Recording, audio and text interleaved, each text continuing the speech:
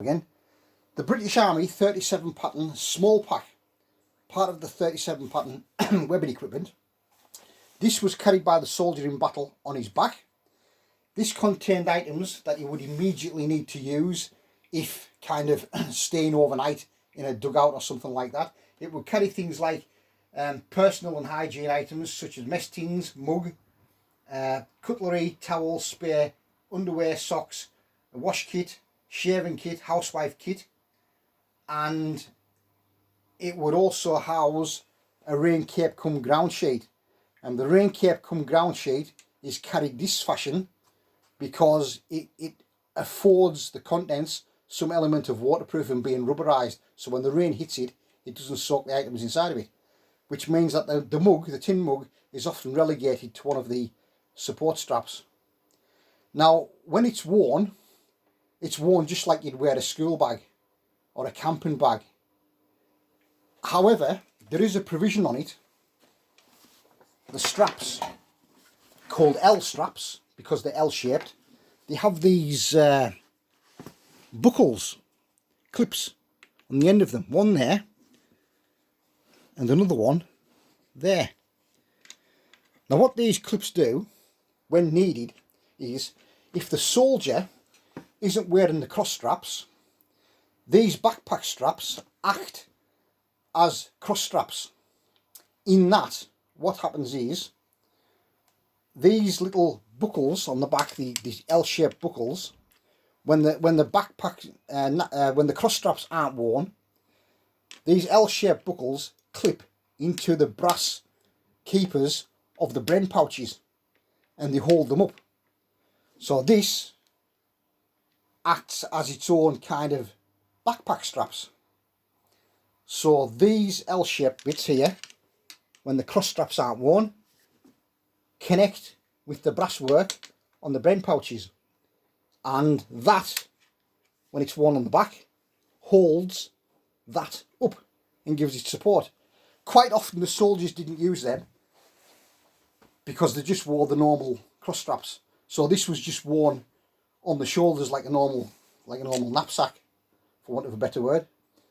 Available in tan, olive. Sometimes you find them dyed post-war for commercial purposes in black. You also get them in RAF blue. Quite a nice item to find. Good ones are now getting scarce. You very rarely find them with the L-shaped straps. The L-shaped straps are a matched facing pair, but you can buy them separately. What's often missing from these things are these buckles. These buckles hold the top of the strap to the top of the backpack, sort of like this.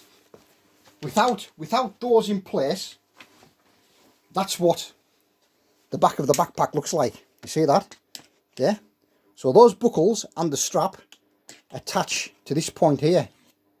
So in order to put the L straps on, you need them rectangular buckles. And quite often the L straps do not come with these buckles, which are separate items. So you need to keep an eye out for them. So that is the British Army small pack, for want of a better word. When the soldier wears the large pack on his back, he only wears the large pack when he's going from unit to unit base. He never wears the large pack in combat. The large pack is often carried in the lorried vehicles, and the backpack is worn on the back in combat.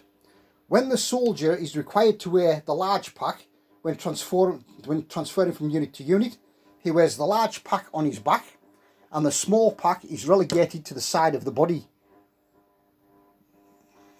and it's carried sort of side saddle fashion. So that is the British Army 1937 pattern small pack. The small pack also has buckles on the side of the body, so you can put in one shoulder strap, so it can be carried shoulder strap version. Particularly useful when the large pack's being worn, because you have to sling it off the shoulder down the side of the body by the hip.